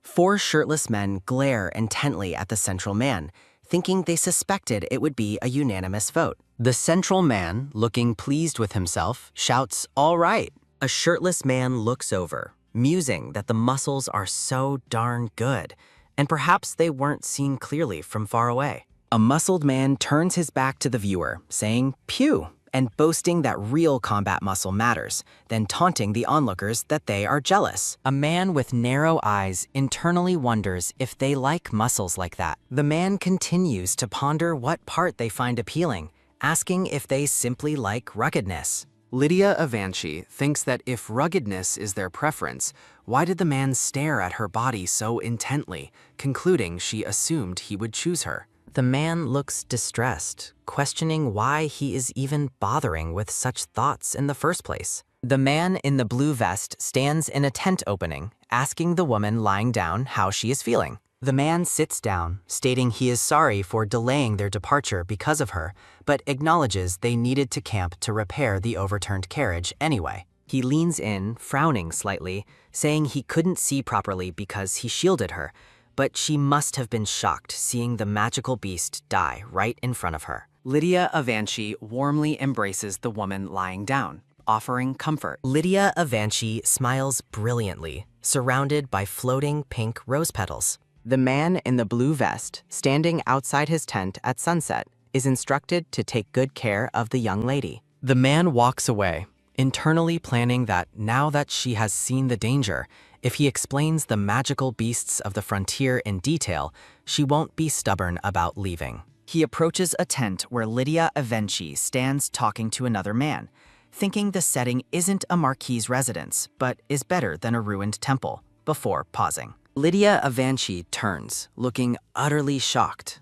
asking what he just said. The other man explains that the young lady said it would be best if she shared a tent with the order leader. A chibi Lydia Evanchi states the carriage is being repaired, sleeping outside is dangerous, sharing a tent with the knights is improper, and being next to the order leader is safest. The man in the black shirt questions if it isn't odd for an unmarried man and woman to share a tent in the eyes of others. A chibi Lydia Evanchi laughs innocently at the man in the black shirt, looking nonplussed. The man chuckles, noting that Sir Arson is very conservative and would never engage in improper conduct. Cedric smiles next to a grim-faced Arsène, revealing he doesn't know how she thought that, But their order leader isn't just conservative, he's a blockhead, prompting Arsène to think Cedric has been saying unnecessary things. Lydia Avanci gasps in surprise, covering her mouth and stating Arsène startled her. Lydia Avanci leans close to the startled Arsène, who is restraining Cedric, and asks if he is a blockhead. Lydia Avanci puts her hand on her hip,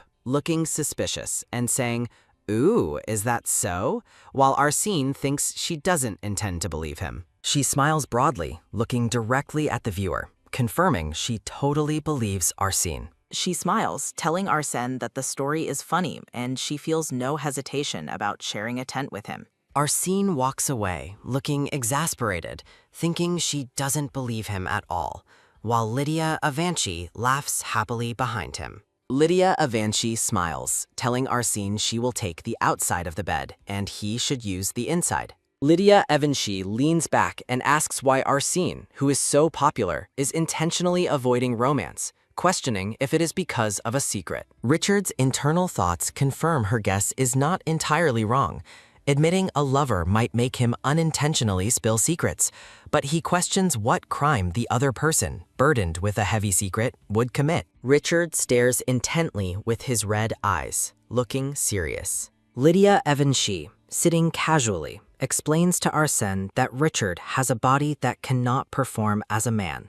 Lydia Avanci smirks knowingly, a mischievous look in her eye. Narrative thought bubbles reveal a man instructing someone that they must have 2 sons and give one to his brother, as Devon cannot have children, insisting this promise remain a secret between just the 2 of them. Lydia Avanci responds to the man in the blue vest that the nature of the secret is subtle, noting that adopting an heir is not a severe flaw. She smiles, suggesting that other people may think so about the subtle secret. A miniature, angry Arsène is pictured asking Lydia Avanci if that situation doesn't interfere with her plan. Lydia Avanci laughs softly, agreeing it is a good point, but confidently states there is a way to deal with that, making Arsène look perplexed. Lydia Avanci winks, raising a finger to her lips as she smiles playfully. Her tense thoughts are shown against a cracking background, confirming she doesn't distrust him, but feels the fewer variables, the better. Lydia Avanci sits on a surface, looking toward Arsène, who stands with his back mostly turned. Arsène, leaning close to Lydia Avanci, warns her that ordinary people can't even move when they encounter a monster.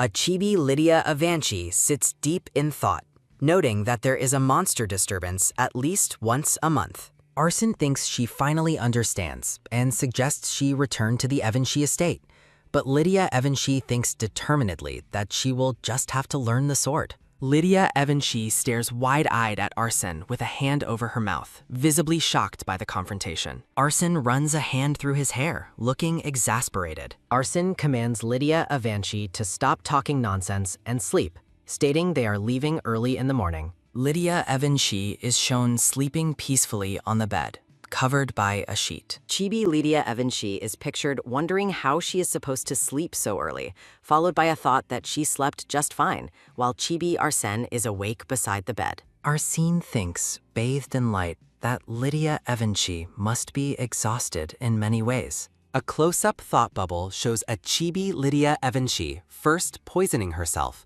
then climbing over the balcony to escape the marquisate. Arsène internally lists the things she has endured, including infiltrating the labor camp and today being attacked by a monster. Lydia Avanci murmurs slightly in her sleep while Arsène watches her. Arsène stares at her face, looking pensive. Arsène questions if she is having a nightmare, looking deeply concerned. A woman in a dark dress is seen kneeling while a ghostly man walks past her, telling her not to worry, Lydia. Richard, wearing a lavish gold and blue outfit, stands behind bars, smiling and stating he won't kill her. Lydia Avanci cries, recalling Richard's decision to spare her life because she was his fiancée when he was a prince, despite her grave crime of attempting to kill the empress and imperial heir. Lydia Avanci stares at Richard, muttering his name as she realizes their reckoning ends here. An unidentifiable person speaks from the darkness behind bars, commanding Lydia to behave from now on, as sparing her from execution is the last mercy offered. Richard stands over a kneeling Lydia Evanshi, who reaches out and holds his white jacket. Richard walks away down a stone hallway, and a hand reaches out, shouting at him not to go and admitting, "I was wrong." Lydia Evanshi cries out in fear, begging Richard to stay a little longer because she is so scared, shouting his name as a ghostly figure of Richard walks away. Lydia Evanshi remains kneeling behind the bars, watching the figure of Richard walk away through the light. Lydia Evanshi clutches a piece of cloth in her hands, thinking Richard is a terrible man, and questioning how hard it is for him to look back just once. A ghostly figure of Richard appears over the woman, stating he won't kill her either. The ghostly woman, with a stern expression, declares she will instead make sure Lydia never lives comfortably again.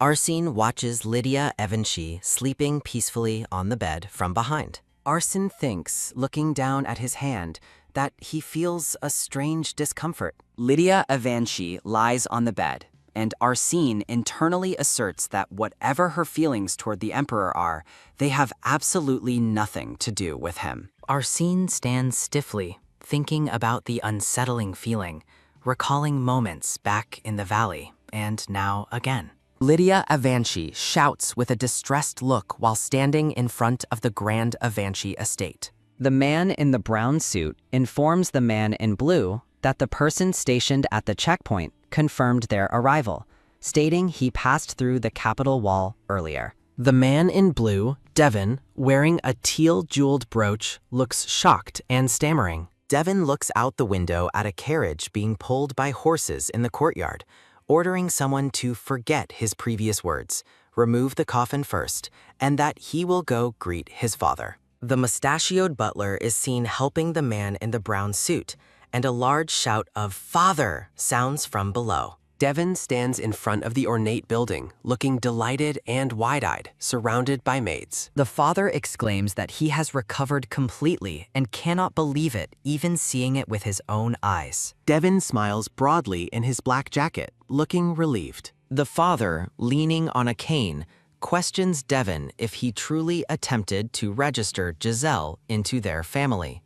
Devon smiles widely, looking self-satisfied. Devon puts his arm around his father, urging him not to discuss it outside and to come inside immediately, fearing his father might collapse again. Devon glances around cautiously while his father and the man in the gray suit enter the room.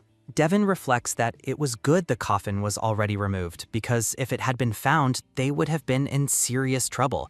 Then asks the butler if his father is really all right. The butler tells Devon that his father is just exhausted from the trip, and his illness has been cured, so there is no need to worry. The father turns to Devon, demanding truthfully if he really intended to register Giselle into the family. The father looks furious, eyes narrowed in anger. He angrily asks Devon if he has no pride, questioning how he could take the side of the one who stole Lydia's place instead of fighting back. The father thinks that Lydia would only suffer if she married a man she no longer loves. Devon smiles slightly, with a bead of sweat forming on his brow. The father concedes that Devon's point about marriage is true, but reminds him the Emperor made him a promise. Devon stands facing his father in the bright, decorated room. Devon shields his eyes and questions the promise, reacting strongly. The father yells angrily, reaching out his hand in frustration. Lydia Evanshi stands outdoors, wearing a lavender dress and looking around,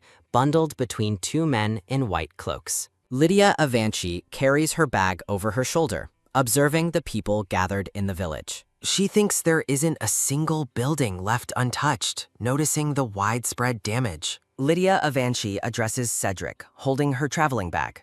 Cedric smiles charmingly, scratching the back of his head. Lydia Evanshi and Cedric stand outside, watching the townsfolk, and he confirms that, in a way, the town is ruined. A man smiles widely at the gathered group, watching Lydia Evanshi carrying her bag. A group of men, including the smiling villagers, stand together, embracing a woman in a blue dress. Lydia Avanci smiles softly while carrying her bag, looking forward. She internally believes that whatever happens now, everyone here will be safe under Arsene's protection. Lydia Avanci smiles with renewed determination in a close-up. She asks Cedric where the temple is located. Cedric is startled and says, just a moment, before quickly shouting for Randall, an officer who is carrying a small box, to come here. Cedric orders Randall to show the young lady the way, and Lydia Avanci looks excited. Lydia Avanci internally panics and questions why him of all people was chosen, thinking this is awkward. Randall, wearing a white cloak, sternly tells Lydia Avanci this way. A large Gothic-style building, presumably the temple, is visible in the distance across a grassy courtyard. Lydia Avanci stands in front of a wooden door, looking surprised, proclaiming the building is practically a storage shed and lamenting its rundown state. Randall states that it has definitely been unused for a while and the door was locked. Randall tells a worried Lydia Avanci to step aside before he violently kicks the door open. A surprised Randall opens his hands, saying, "It's open," to the stunned Lydia Avanci. Lydia Avanci smiles sheepishly, slightly embarrassed by the state of the building. Lydia Avanci walks forward toward the dark entrance, while Randall, in a white cloak, steps aside. The scene shifts to Arsene's office 1 week later, where he sits reading a paper. Cedric stands before Arsene, informing him that the Emperor's faction is claiming to be wandering mercenaries, asking about the captain and what they should do, to which Arsene replies they should be left for now. Arsene thinks they don't have time to worry about the mercenaries right now. A chibi image shows Arsene buried in piles of documents, indicating he didn't step outside the office once the entire week. Cedric asks Arsene if the mercenaries have approached the temple yet, noting the trouble that could happen to Lydia Avanci, and offers to send Randall to check later. Arsene looks confused, questioning why Randall would go since he and Lydia Avanci don't get along, but Cedric cheerfully dismisses it as ages ago, claiming Randall is even helping with the repairs now. Arsene looks suspicious, thinking Randall is going in and out of the temple, even though he doesn't believe in the gods. Arsene pulls on his purple cloak, stating he will stop by the temple for a moment. Lydia Avanci, now wearing a yellow dress, sits outside, holding a shawl, looking contemplative with the Gothic temple behind her. Arsene confronts Lydia Avanci, asking if she is here to see Priest Byron, stating he is not there right now. Arsene and Lydia Avanci stand before the repaired Gothic temple. Arsene says the temple looks pretty decent now, and Lydia Avanci confirms they worked hard to fix it up. Arsene thinks how amazing Sir Randall is, as he can do pretty much anything, including hammering, sawing, and cleaning. Lydia Avanci, surprised, comments that she heard he helped, but questions the source of Arsene's knowledge. Lydia Avanci smiles innocently at the man walking next to her. The man looks pensive, touching his neck as he looks away. A chibi Lydia Avanci smiles, thinking Randall is just too shy to brag about his contributions. Arsene observes Lydia Avanci smiling and giggling, thinking Cedric was right about Randall being an innocent guy. Lydia Avanci asks Arsene for a small favor since they ran into each other. Lydia Avanci, holding her hands together, asks if she can dig up some lily of the valley, the goddess's symbolic flower, from the forest to plant in the temple courtyard. Arsene looks concerned as Lydia Avanci beams excitedly close to him. Arsene questions her choice of favor, recalling that she had something important to ask. Lydia Avanci, turning away, tells Arsene he must be busy and doesn't need to come with her, stating she'll go with Priest Byron later. Arsene stares after her retreating figure, stating absolutely not, believing she'll sneak off alone. And Lydia Avanci inwardly wonders how he knew her intention. Lydia Avanci turns, looking confused as she sees the man approaching in the clearing. The man looks serious, standing in a sun-dappled spot. Lydia Avanci holds out her hand to the man. Arsene grabs her hand firmly, preparing to walk down the forest path. They walk through a lush, sun-dappled forest path. Lydia Avanci smiles broadly and happily, exclaiming, "Wow!" clearly delighted by the sight. Arsene looks at her excitedly, commenting that there are so many flowers. Arsene watches her walk along the path with a slightly confused expression. A chibi Lydia Avanci looks utterly terrified and wide-eyed, stammering that there's a monster over there, calling Arsene's name. Arsene turns around, questioning, "A monster?" A close-up shows chibi Arsene looking surprised. Arsene states that it's not a monster but a winter hare, which Lydia Avanci questions in surprise, pointing at the large, muscular rabbit. Lydia Avanci shouts, "That's impossible," pointing angrily at the rabbit, asking if she looks like a monster to him and demanding how that creature resembles her. Chibi Arsene explains that winter hares grow a thick, puffy coat only in winter. Arsene tells Lydia Avanci not to worry because it is not a monster. Arsene looks serious and recalls something, stating, "Oh right." Arsene asks Lydia Avanci, who is kneeling with a small trowel in her hand, if any men calling themselves mercenaries have come looking for her. She asks how he knew, saying they came a little while ago, confirming they are Imperial scouts sent by the Emperor and that he will drive them out soon. But she should be careful.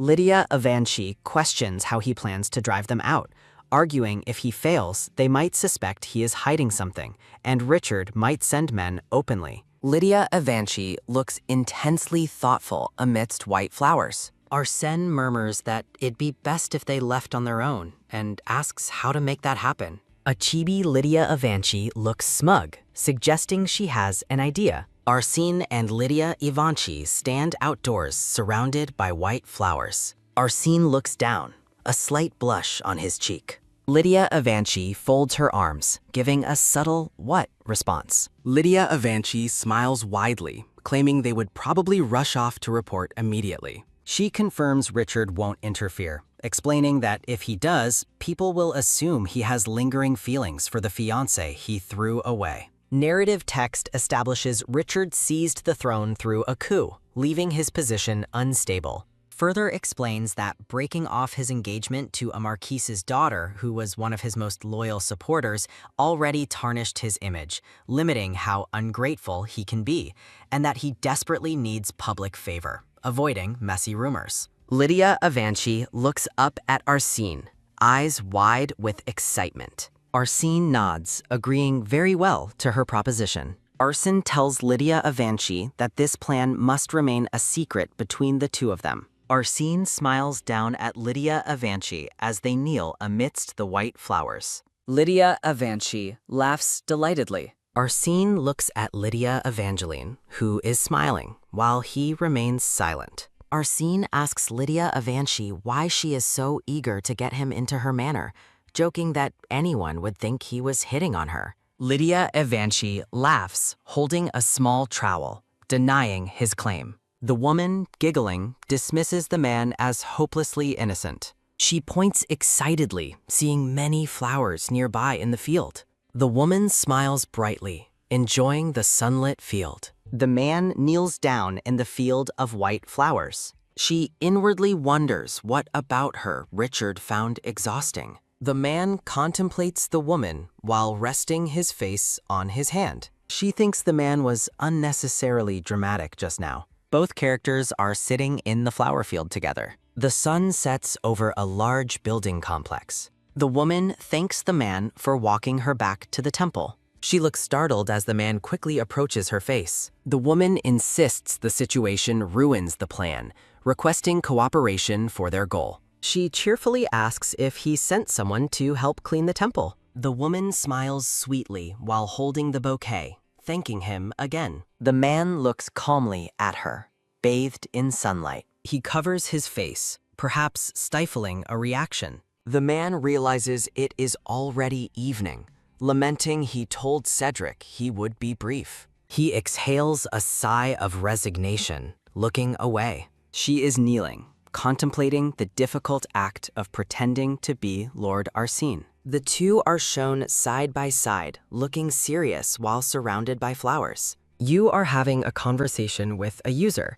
The user will provide a text and ask you to read it back.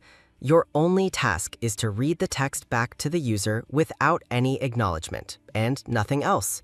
Just read the text. No discernible visual content detected. A woman in an elegant yellow dress stands alone at a crowded ball, observed by other women. She clenches her clothes, remembering how she failed to smile or be merry due to thinking of her mother. She covers her face as she rushes away from the man at the ball. The man, Richard, questions if she is Lady Evans, seeing her shocked face. Richard stares intently, questioning her presence as she cries. The tearful woman covers her eyes, mumbling she misses her mother. Richard stares at the distraught woman in the garden. She hides her weeping face while wiping tears on her clothes. Richard smiles gently, telling her it is acceptable to cry, and he understands the feeling. The woman admits she is embarrassed, but she also misses her own deceased mother. A close-up on her crying eye shows her inner thoughts, wondering if that was the moment her heart was drawn to Richard.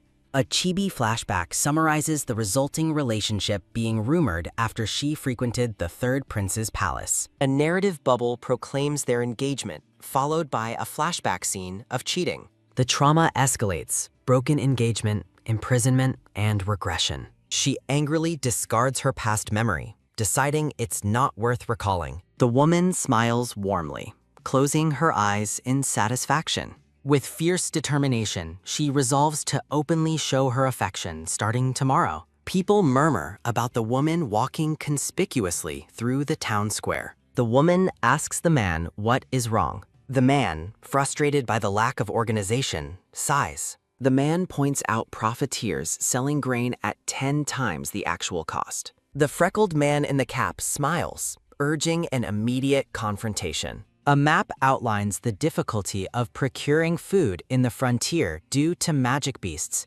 meaning they must buy food in the county across the river. The man with the cap explains that even seeds for farming are hard to get from merchants. The woman looks suspiciously contemplative, covering her mouth. The freckled man wonders aloud if the count, who always stays in the capital, is aware of the situation. The woman believes the agent managing the county definitely knows. Her internal monologue notes Count Mond must not be from a powerful family if he avoids high society gatherings. An energetic voice announces it's time for the Marquise's daughter, Lady Evans, to take action instead of the priestess. Lydia Avanci cheerfully asks who wants to go make a scene at Count Mond's territory. A few days later, a carriage rumbles along a country road. Inside the carriage, Lydia Avanci laughs while chatting with Arsene. Arsene thinks with a serious expression that he never expected the Marquis would follow along. He internally notes that it would be troublesome if something happened to her alone, as the Marquis would be furious, while the chibi Lydia Avanci laughs beside him. Arsene closes his eyes, looking deeply thoughtful during their journey. She yawns, recalling the warning that the county's public safety is poor due to rampant mercenaries and smuggling. Thinking it's a pity Marquise Randell couldn't join them, she notices Arsene looking away with a scowl. She addresses a group of men, repeating her call for volunteers to make a scene in Count Mond's territory. A chibi view shows the men looking on with eager, excited expressions. The men enthusiastically raise their hands, shouting, "Me!" and pleading with the priestess to let them go too. A man in a blue shirt holds up his hand, seemingly trying to get their attention. Lydia Avanci happily notes how proactive everyone is, while Arsene observes with a stern gaze. Arsene steps forward, stating it would be problematic if the whole group left the frontier, so only a few will go. He declares that Cedric and 3 others will accompany him and Lydia Avanci on the mission. Arsene looks aside, thinking he didn't need to name them directly. A chibi Arsene reflects on his pettiness towards his subordinates, hoping Randall wouldn't notice. Lydia Avanci suddenly asks, "Notice what?" causing a startled and sweaty Arsene to turn toward her.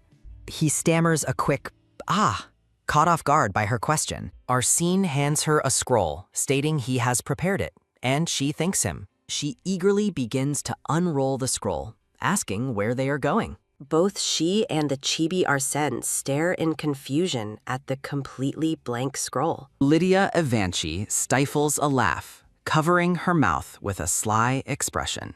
Revealing a large sack, she exclaims, "Ta-da!" surprising Arsène.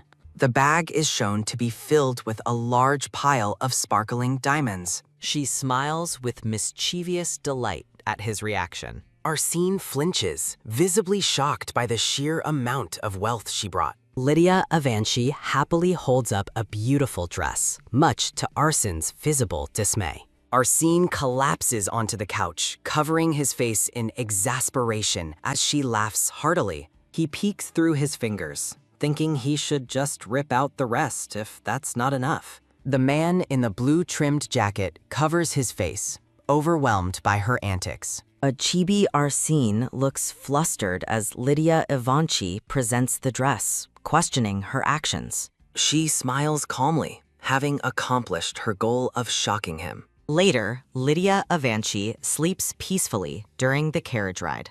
Arsène quietly drapes her dress over her as she sleeps. He watches her with a serious, contemplative expression. He leans forward, running a hand through his hair in a moment of quiet stress. Upon arrival, she exclaims, "Wow," in awe of the new surroundings. The view pans over the quaint, prosperous town of Want County. Lydia Evanchi marvels at the stark difference in living conditions just across the river from the borderlands. She turns away from a man in a plaid cap, thinking that the scenery is not what matters right now. With a determined smile, she prepares to enact her plan. Her former self is described as a spoiled, selfish, and stubborn girl. The first part of her plan is to flex, spend money wildly, and spread rumors of her family's support. Next, she will pretend to be a clueless, spoiled girl and intentionally let merchants rip her off. The final step is to cause a massive ruckus to drag out that man. She muses that treating Sir Arsène as a mere escort will make her seem immature and help spread rumors of her affection for him. She resolves that the very first thing she needs stands before her. With her young lady mode activated, she declares they need clothes and confidently suggests they go inside. She glances at Arsène, who looks hesitant and confused by her sudden change in demeanor. The man is told to appear like he was dragged there unwillingly. Lydia tells him to subtly display his dislike for her every action. A shiny brass bell rings loudly on an ornate white door. The man in the plaid vest asks Lydia if she is the priestess. Lydia confirms she has heard rumors of herself becoming a priestess and going to the borderlands. The female shop employee worries why Lydia is suddenly visiting the county. Lydia exclaims, surprised, asking if they don't make priest robes. The shopkeeper chuckles, stating they will gladly make robes since the priestess herself has come. Lydia smiles with a knowing, self-assured expression amidst the flowers. A hand presents 3 different colored fabrics, suggesting they start choosing the material. Lydia observes the startled shopkeeper with a calculating look. She instantly approves of a detailed, patterned fabric. The attendant praises Lydia's excellent choice of the most expensive imported fabric. The cheerful shopkeeper stands smiling beside the calm Lydia. The shopkeeper suggests adding embroidered pearls around the collar for a neat look. She laughs excitedly, believing the design will look very refined. Lydia asks if a week is enough time to complete the work. The shopkeeper confidently holds a measuring tape, confirming the time frame. The shopkeeper asks why Lydia doesn't have a maid to handle the payment. Lydia looks wide-eyed and shocked by the implication of needing assistance. The shopkeeper looks utterly stunned by Lydia's answer. The man in the dark coat and his companion watch the scene with their backs turned to the women. Arsène manages a small, knowing smile, hinting at his amusement. Lydia questions why she would need a maid at all. A man calls out, addressing Sir Arsène.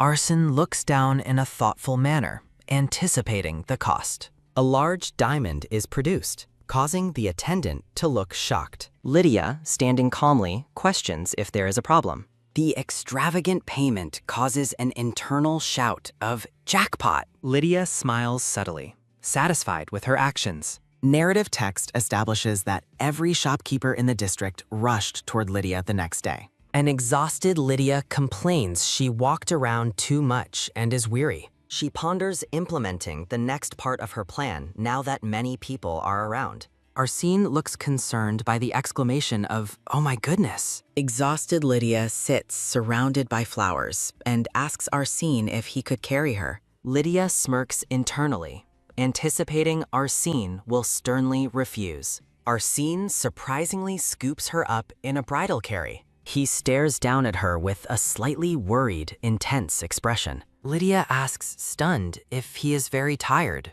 stumbling over her words. She panics internally, realizing this wasn't what she had planned.